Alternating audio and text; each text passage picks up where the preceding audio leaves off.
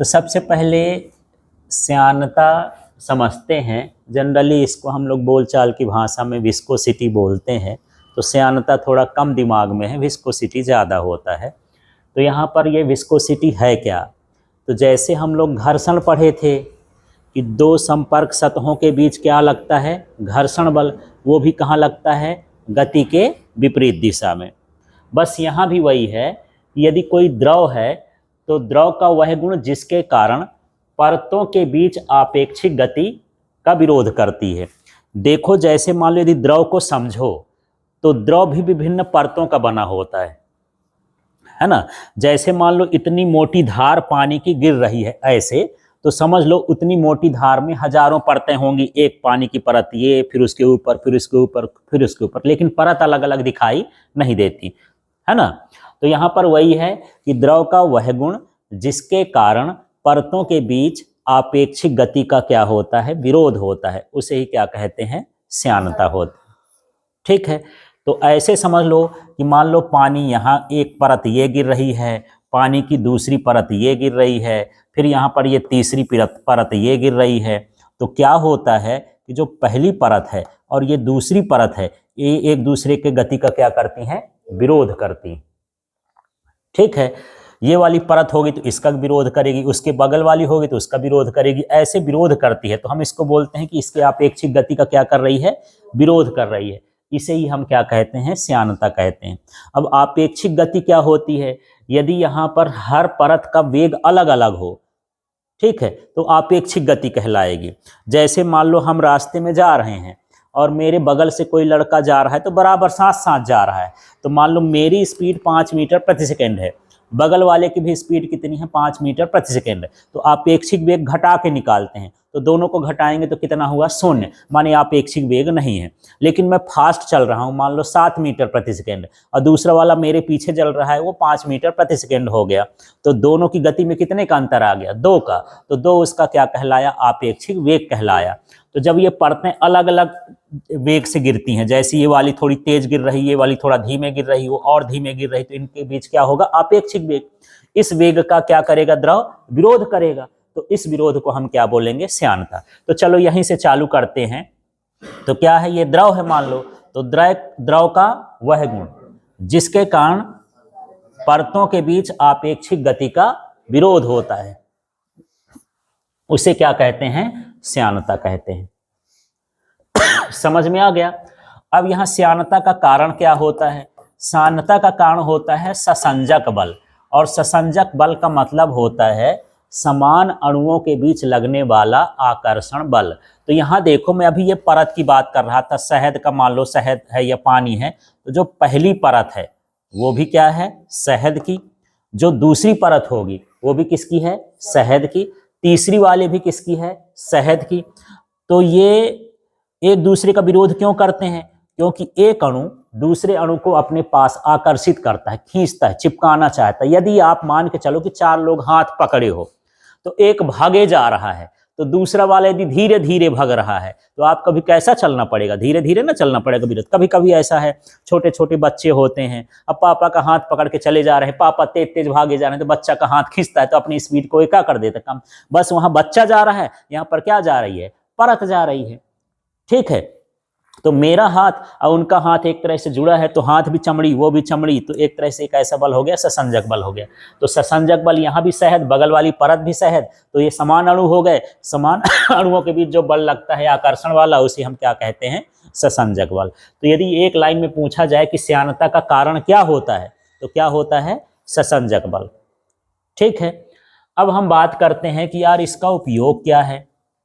तो इसका उपयोग जो है हम स्नेहकों में करते हैं। स्नेहक क्या होते हैं, जो किसी के गति को आसान बनाते हैं।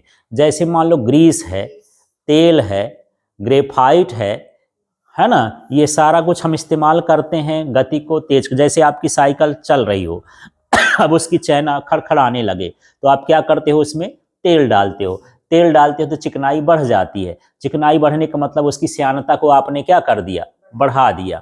अब जो बड़ी बड़ी मशीनें हैं उसमें तेल डाल दोगे तो तेल तो जल्दी ही उड़ जाएगा, तो उसमें फिर उससे गाढ़ा द्रव डालते हैं। क्या डालते हैं, ग्रीस। और भी बड़ी मशीनें हुई तो उसमें सीधे सीधे ग्रेफाइट डालते हैं। जो आप पेंसिल चलाते हो ना, पेंसिल की जो नोक होती है और ठोस टाइप की होती है, तो उसका इस्तेमाल करते हैं। तो उन्हीं को हम क्या कहते हैं, स्नेहक। स्नेहक को यदि अंग्रेजी में बोले तो कहता है लुब्रिकेंट। ये क्या कहलाया, लुब्रिकेंट, चिकनाई बढ़ाने वाले, है ना। तो अब हम ये जानेंगे कि किसकी चिकनाई अधिक है, किसकी श्यानता कितनी अधिक है, उसके हिसाब से हमको इनका इस्तेमाल करना होता है। हाँ, नहीं, जितनी बड़ी मशीन उसके हिसाब से श्यानता को हम स्थापित करते हैं। जैसे आपको सिलाई मशीन चलाना है तो पतला तेल डालना चाहिए, क्योंकि गाढ़ा तेल डालेंगे तो जाम कर देगा, है ना। साइकिल में आ गए तो थोड़ा उससे गाढ़ा हो गया, मोटरसाइकिल में आए तो और गाढ़ा हो गया, कार ट्रक में आए तो और गाढ़ा हो गया, जेसीबी या क्रेन वगैरह मशीन आई तो और गाढ़ा हो गया। इस तरह से मशीनों की साइज बढ़ती जाती है तो स्नेहक का गाढ़ापन भी क्या होता है, बढ़ता जाता है। ठीक है, तो स्नेहक में यहाँ पर क्या ले सकते हो, ग्रीस ले सकते हैं, तेल ले सकते हैं, वही ऑयल कहला गया। और साथ में यहाँ पर हम जो है ग्रेफाइट, ग्रेफाइट का चूर्ण भी किसका काम करता है, स्नेहक का काम करता है। ठीक है, अब दूसरा महत्व ये है कि हम रक्त की जांच कराने कर जाते हैं ब्लड की, यार मेरे ब्लड को चेक कर दो, तो बताता है कि यहाँ पर हीमोग्लोबिन इतना है, WBC इतना है, प्लेटलेट्स इतना है, मलेरिया है कि नहीं है। ये सारा किसके कारण करते हैं, श्यानता।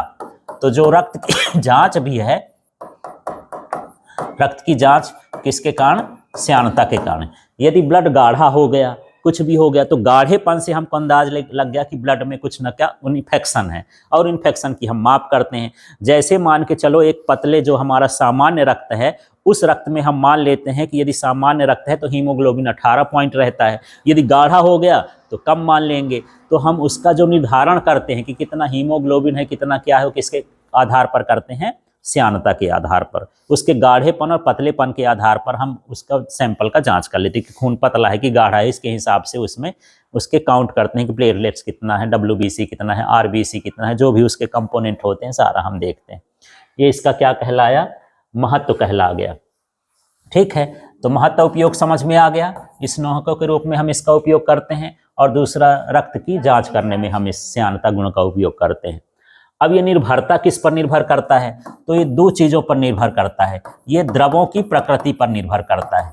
जैसा द्रव होगा वैसी उसकी क्या हो जाएगी, श्यानता हो जाएगी। जैसे जो पतला द्रव होता है उसकी श्यानता कम होती है, और जो गाढ़ा द्रव होता है उसकी श्यानता क्या होती, अधिक होती है। ठीक है, जैसे मैं मान लूँ पानी थोड़ा पतला होता है तो पानी की श्यानता कम, ये जहाँ मुंह बंद है तो कम है, खुला है तो क्या हो गया, ज़्यादा।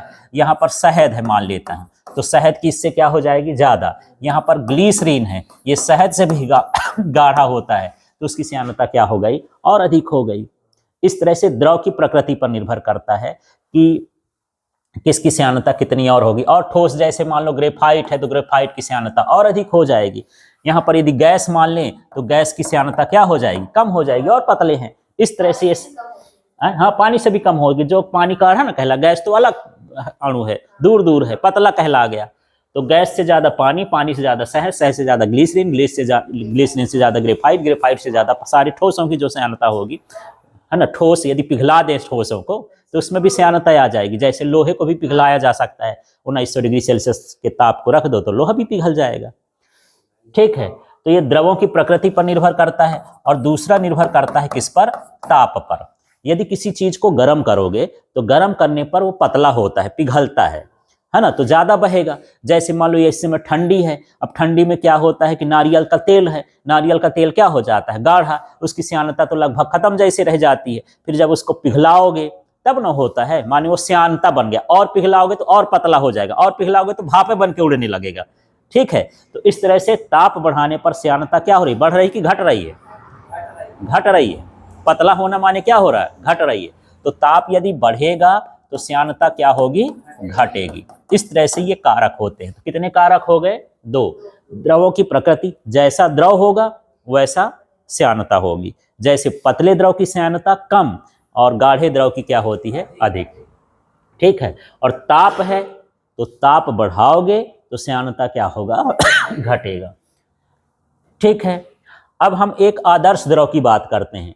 तो जो एक आदर्श द्रव होता है वो उसको संपीड़ित नहीं किया जा सकता, उसमें श्यानता का गुण नहीं होता है। तो पूछ देता है कि आदर्श द्रव की श्यानता कितनी होती है, तो आदर्श द्रव की श्यानता कितनी होती है, 0 होती है। आदर्श द्रव वही है जिसकी श्यानता क्या हो, शून्य हो, वो चिपकेगा ही नहीं, है ना, उसमें अपेक्षिक परतों के वो विरोध ही नहीं होगा। तो इस संसार में ऐसा कोई द्रव नहीं है, उसको हम केमिकली ऐसे दिखाने के लिए बना सकते हैं थोड़ी देर के लिए, लेकिन प्रकृति में इस तरह का कोई द्रव नहीं है जो पूर्णतः क्या हो, आदर्श द्रव हो। आदर्श जिसके सामने जुड़ जाए इसका मतलब उसका दुनिया में कोई रोल नहीं है, केवल हम सोच सकते हैं, दिमाग में कल्पना कर सकते हैं, वो है नहीं, इसलिए उसके सामने क्या लगा है, आदर्श। ठीक है, तो इतना समझ में आया। तो आदर्श द्रव की श्यानता कितनी होगी, शून्य होगी। अब हम बात करते हैं श्यानता गुणांक। अब श्यानता गुणांक से पता क्या चलेगा यार, श्यानता गुणांक से ये पता चलता है कि किसका मान कितना अधिक है। मैं यहाँ पर बोल दिया यार कि गैस की श्यानता कम होती है, शहद की श्यानता ज़्यादा होती है, शहद से ज़्यादा ग्लिसरीन होती है, देख देख के कर लिया क्या? उसके लिए एक सूत्र है, उसको हम तरीके से करेंगे, माने हम उसमें अपरूपण प्रतिबल लगाएंगे, अपरूपण विकृति की दर निकालेंगे, उसका अनुपात निकालेंगे तो श्यानता गुणांक आएगा। जिसका श्यानता गुणांक अधिक होगा वो अधिक श्यान वाला हो जाएगा, उसकी श्यानता क्या होगी, अधिक। जैसे मैं इसी में पूछूं जो इतना लिखा है, इसमें सबसे अधिक श्यानता गुणांक वाला कौन है, ग्लिसरीन। हाँ ग्रेफाइट है, मान लो ग्रेफाइट नहीं लिखा तो फिलहाल यहाँ पर क्या समझ लो, ग्लिसरीन। ठीक, और सबसे कम श्यानता वाला क्या हो गया, हाँ तो गैस और ठोस को छोड़ दो, द्रव में यदि चलें तो क्या हो गया, पानी। ठीक है, इन यदि पानी, शहद और ग्लिसरीन ने सोचे तो इसकी श्यानता गुणांक क्या होगी, अधिक। श्यानता भी अधिक तो श्यानता गुणांक भी अधिक, श्यानता कम तो श्यानता गुणांक भी क्या हो गया, कम। अब परिभाषा में पूछ दूं कि श्यानता गुणांक क्या है तो पढ़ दो इसको। अपरूपण प्रतिबल और अपरूपण विकृति की दर को हम क्या कहते हैं, श्यानता गुणांक कहते हैं। समझ में आया। अब यहाँ श्यानता गुणांक को जो है एक नया शब्द है, ये ईटा बोलते हैं इसको, ईटा, है ना। ये क्या होता है, ईटा होता है, और इसको अंग्रेजी के एन जैसे बना के थोड़ा लाइन बढ़ा देते हैं।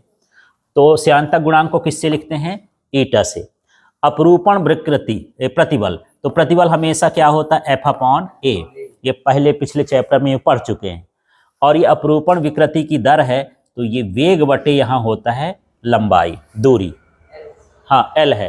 तो यहाँ F का मतलब बल हो गया, A का मतलब कितने क्षेत्रफल पर लग रहा है, V का मतलब किस वेग से जा रहा है, और L का मतलब कितनी दूरी तय कर रहा है ना, संपर्क सतहों के बीच कितनी दूरी तय कर रहा है। तो इस तरह से ये हो गया। यदि मैं इसको थोड़ा सा डेल्टा लगा दूं क्या इस सूत्र में, डेल्टा इसलिए लगा दे रहा हूं कि इनमें जो है जो अपेक्षिक वेग दूरी का अंतर होता है बहुत कम होता है, परतों के बीच की दूरी है। जैसे एक परत दूसरी परत ऐसे जा रही है तो परत बहुत मिलीमीटर सेंटीमीटर में ऐसे होती है, कम होती है, तो मैं डेल्टा लगा देता हूँ। तो डेल्टा V अपॉन क्या हो गया, डेल्टा L। इसको हल करते हैं यार, तो ये जो F है ये डेल्टा L कहाँ चला जाएगा, ऊपर, नीचे क्या आ जाएगा, डेल्टा V आया और साथ में क्या आया, A आया। ये इसका सूत्र हो गया श्यानता गुणांक का। ठीक है, तो परिभाषा याद हो गई, क्या है, अपरूपण विकृति के अनुपात को श्यानता गुणांक कहते हैं। फिर सूत्र लिखे, अपरूपण प्रतिबल का सूत्र क्या होगा, F/A।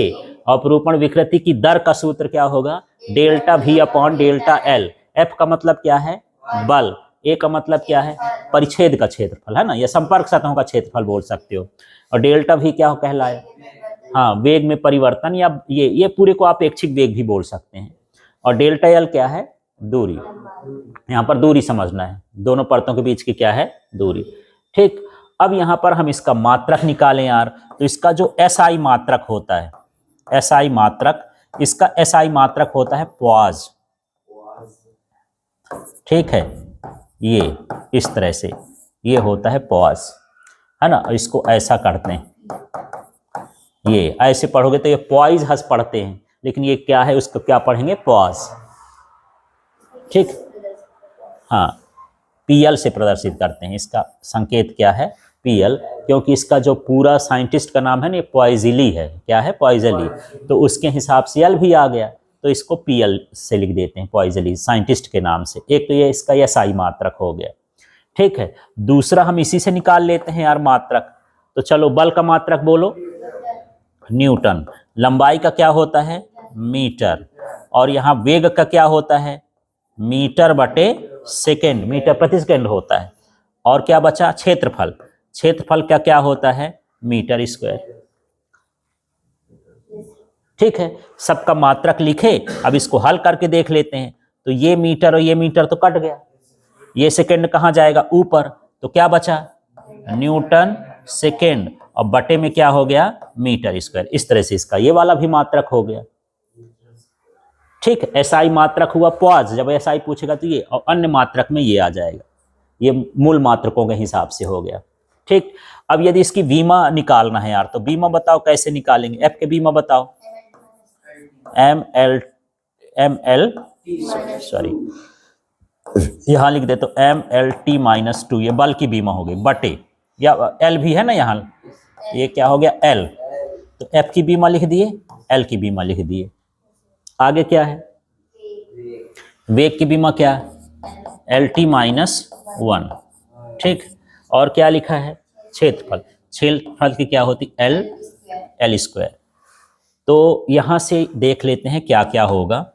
तो एक एल तो इस एल से कट गया, एक एल इस एल से कट गया, है ना। अब देख लेते हैं एम, पहले ढूंढो, एम एक ही है, तो ये क्या हो गया एम।